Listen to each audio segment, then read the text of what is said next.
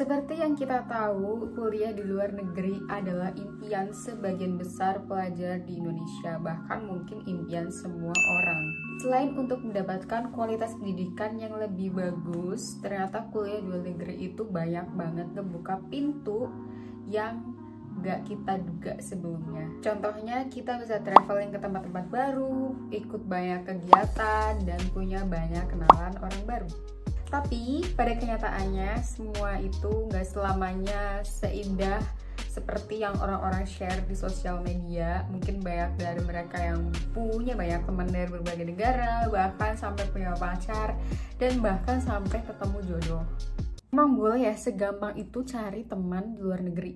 Mungkin buat orang-orang yang extrovert itu bukan merupakan hal yang susah, karena ya secara kalau extrovert kan mereka easy going, terus kayak gampang kenalan sana sini. Tapi kalau buat introvert mungkin itu bakal jadi sesuatu yang paling menakutkan dalam hidup.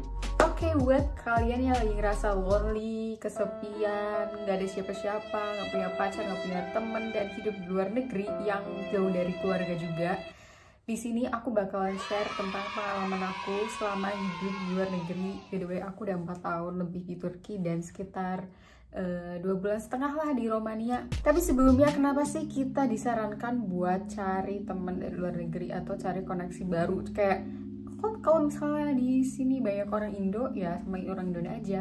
Iya sih, bakalan gampang kalau berteman sama orang Indo dan kita bakalan lebih cepet deket. Tapi coba kalian pikir deh, udah jauh-jauh ke sini, masa ya kalian harus melulu sama orang Indo terus? Dan katanya kayak kita mau sharing budaya, kita mau pertukaran pikiran dan mindset dan sebagainya. Nah itu kan kita butuh koneksi atau temen dari luar negeri kan. Jadi jangan sia-siakan kesempatan itu. Jadi kalian dapat teman yang baik banget, atau bahkan kalau kalian beruntung kalian bisa dapat jodoh. Tips yang pertama adalah jangan gengsi. Ini adalah pondasi utama ya kalau menurut aku, karena kalau misalnya kita gengsi, kita tuh nggak bakal ngapa-ngapain, kita bakal diem, kita nggak nanya, kita nggak minta tolong. Ya kalau misalnya kalian itu orang yang pinter banget, yang IQ-nya 180-an misalnya, ataupun kalian orang yang kaya banget sehingga kalian nggak bakal punya kesempatan buat minta tolong, karena kalian bisa provide diri kalian sendiri karena kepintaran dan kekayaan kalian, itu oke aja kalau kalian gengsi. Tapi kalau kalian itu adalah orang yang sulit seperti aku, kayak tinggal di luar negeri, ya mau nggak mau kita harus minta tolong dong, karena ya mau nggak mau kan mereka lebih tahu tentang kondisi di negara mereka sendiri, sedangkan kita kan pendatang gitu. Jadi ya jangan gengsi aja buat minta tolong, dan jangan gengsi aja buat nanya pertama, dan jangan gengsi buat kenalan. Karena kalau dari versi aku ya, kalau misalnya aku lagi kesulitan terus aku tahu ada orang yang bisa ngebantu aku, ya aku bakal minta tolong.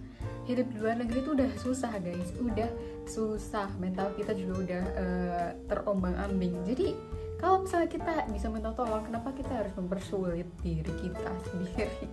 Jangan gengsi buat minta tolong. Itu adalah salah satu hal yang gak malu-maluin kok, dan mereka bakal seneng juga ngebantu kok. Yang kedua, ini sebenarnya hampir-hampir mirip ya, jangan malu.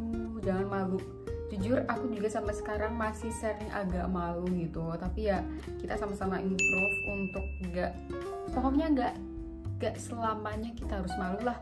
Jadi kalau misalnya di kelas, contohnya aja ya, kayak aku punya pertanyaan, nah kadang tuh aku malu karena aku takut aku bakal dicap kayak, ini orang kok ini doang nggak tahu sih, kok dia ini doang nggak tahu sih, bodoh banget sih, gimana sih.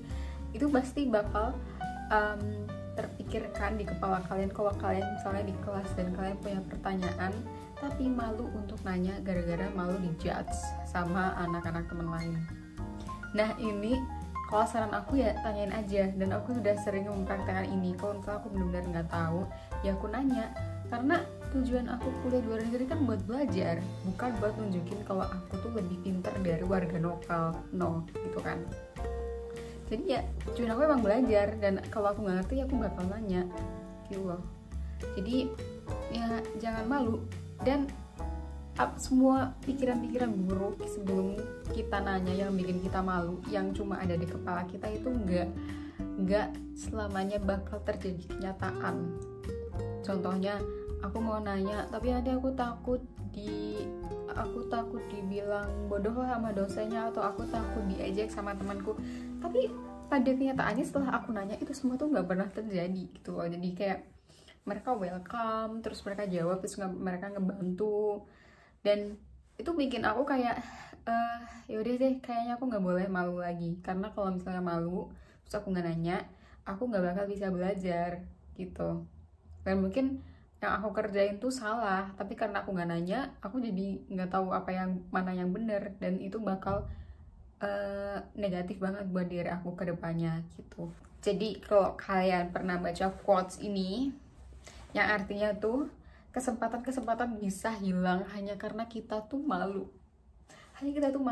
Padahal kayak seburuk-buruknya hari itu sama aja 24 jam, dan itu bakalan usai gitu, dan orang-orang mungkin bakalan lupa. Cuma kita aja, cuma pikiran kita aja yang mempengaruhi kita buat malu. Yang ketiga adalah kita harus terbuka dan ramah. Maksudnya terbuka tuh gimana sih? Jadi gini ya, karena kita kan datang dari beda negara. Yang orang kita kalau di Indonesia aja, misalnya aku dari Jawa ketemu sama orang Sumatera atau Sulawesi aja, aku harus toleransi gitu kan, banyak perbedaan di antara kita. Apalagi kalau misalnya kita beda negara, beda agama, beda suku, beda bahasa, pasti banyak banget hal-hal yang mungkin gak bisa kita terima sesuai culture kita, dan juga dari mereka mungkin juga bakal agak kaget dengan kita gitu. Jadi itulah kenapa keterbukaan sikap itu penting, biar kita tuh ngerasa empati dan kita nggak saling ejek, meskipun mungkin di kita tuh aneh atau lucu budaya itu, tapi di mereka itu enggak. Contohnya kalau di Turki, misalnya apa ya, makanan, contohnya mereka kayak makan roti tapi kayak pakai telur lah, atau pakai sosis, atau bahkan kayak pakai pickle. Kalian tahu pickle tuh kayak acar timun gitu di dalam sandwich. Di situ kita harus terbuka, itu memang culture mereka. Mereka juga bakal aneh kalau kita makan mie sama nasi. Nah, itu beberapa tips-tips dari aku yang terkait sama sikap, dan selanjutnya aku bakal share tentang dari mana aja sih aku bisa dapat teman selama aku kuliah di luar negeri. Yang pertama tentu saja adalah ikut kegiatan. Karena kalau kalian gak ikut apa-apa, ya gimana kalian mau dapat temen? Jadi kalian harus ikut kegiatan. Yang aku ikut itu dulu kayak ada summer camp, terus ada volunteer, terus ada kayak kegiatan internasional, terus ya kegiatan-kegiatan yang sifatnya sosial gitu deh. Jadi apalagi kalau misalkan lagi libur kuliah, ikut kegiatan kayak gini itu kayak recommended banget. Kalian bisa refreshing, terus kenal sama orang-orang baru gitu, tuh bener-bener asik banget. Mungkin awalnya kalian agak takut karena mungkin apalagi kalau misalnya kalian pertama kali join, kalian takut kalian gak bakal punya teman, tapi itu semuanya bakalan seru banget guys. Karena aku punya pengalaman, dulu aku ikut summer camp di Turki dan isinya itu orang Turki semua. Aku hampir cancel saat aku sebelum ke sana, gara-gara aku tahu aku nggak bakal punya teman karena bahasa Turki aku dulu kayak jelek banget. Tapi setelah aku di sana, itu beda banget sama yang aku bayangin sebelumnya. Mereka sangat-sangat ramah, bahkan aku kayak punya satu geng atau satu grup yang kita masih kontak sampai sekarang gitu, which is itu adalah sebuah pengalaman yang benar-benar apa ya, kayak precious banget in my life. Jadi kalau kalian kayak pengen punya teman baru, emang harus ikut kegiatan. Nah, kalau misalnya kalian udah ikut kegiatan terus kalian kayak ngerasa belum dapet teman, kalian bisa ya cari cara lain. Salah satunya adalah ikut klub atau gabung klub, mungkin di universitas ataupun di luar universitas. Biasanya kalau di Unis tuh emang ada klub gitu, mungkin bukan BEM tapi lebih klub yang kayak ekstrakurikuler, ada kayak dance, musik, atau yang lain-lain lah, itu kalian bisa join buat dapetin teman gitu. Kalau misalnya kalian nggak mau ikut kegiatan, kalian nggak mau ikut klub karena kalian terlalu introvert, kalian bisa coba pakai aplikasi. Tapi ini juga reminder buat teman-teman semua, kalian harus bisa filter sendiri ya, mana orang yang cocok sama kalian, mana orang yang safe, mana yang enggak. Jadi emang harus benar-benar hati-hati dan kalian harus bijak untuk pakai aplikasi gitu. Tapi aku masih merekomendasikan sih, karena dari pengalaman aku, dari teman-teman online tuh alhamdulillah aku juga banyak dapet teman-teman yang bagus, yang baik banget, bahkan sampai keluarganya itu baik banget gitu. Dan mungkin aplikasi yang bisa aku saranin pakai ini sebenarnya nggak sponsor sama sekali ya, ini real yang pernah aku pakai. Yang pertama adalah Tandem. Aku nggak tahu bacanya itu gimana ya, tapi tulisannya tuh Tandem, cari aja di Google App atau di App Store. Itu dia sebenarnya tujuannya buat belajar bahasa asing gitu, tapi di situ kalian juga bisa cari teman kok. Nah, yang kedua yang pernah aku pakai itu namanya Bottle. Jadi Bottle ini sebenarnya aku udah pakai lama banget sih waktu aku SMA, dan sekarang aku udah nggak pakai sih. Cuma gara-gara Bottle itu aku dapat teman yang sampai sekarang aku masih kontak, jadi aku mungkin bisa merekomendasikan kalian ya. Cuman itu bakal rare banget dapat orang yang baik kalau menurutku. Tapi ya bolehlah aku tetap masukin di sini. Jadi itu sistemnya kalian kayak nulis surat, terus kalian bakal lempar, terus nanti kalian orang-orang di belahan dunia mana gitu, mereka bakal menerima surat kita, dan kalau mereka mau bales mereka bakal bales, kalau enggak ya skip. Dan yang terakhir, dan ini yang lagi aku pakai adalah Bumble. Oke, mungkin kalau udah tahu Bumble ya. Jadi Bumble itu isinya kayaknya orang-orangnya lebih berkualitas gitu dibanding sama si T tadi. Jadi dan Bumble itu fiturnya nggak cuma date doang ya, ada Bumble BFF ya, artinya kalian bisa nyari teman di situ. Ini cukup recommended sih kalau Bumble, kalau kalian pengen nyari teman ataupun kalian pengen nyari pacar. Tapi sekali lagi kalian harus selektif, kalian harus tahu posisi kalian ya. Kalian harus yang utama adalah keamanan kalian ya. Jadi aku cuma bisa nyaranin aplikasinya, tapi selebihnya kalian harus bisa filter sendiri. Dan yang terakhir adalah, ini mungkin masih unpopular opinion ya, itu adalah dari sosmed.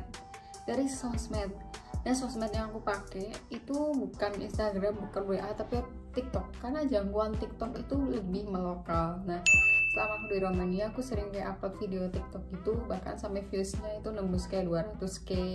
Nah, itu tuh yang nonton film yang nonton orang Romania. Dan beberapa kali aku tuh ketemu dan making friends sama orang-orang yang nonton TikTok aku. Jadi kayak ini ngebantu banget sih buat aku nyari teman lokal di sini.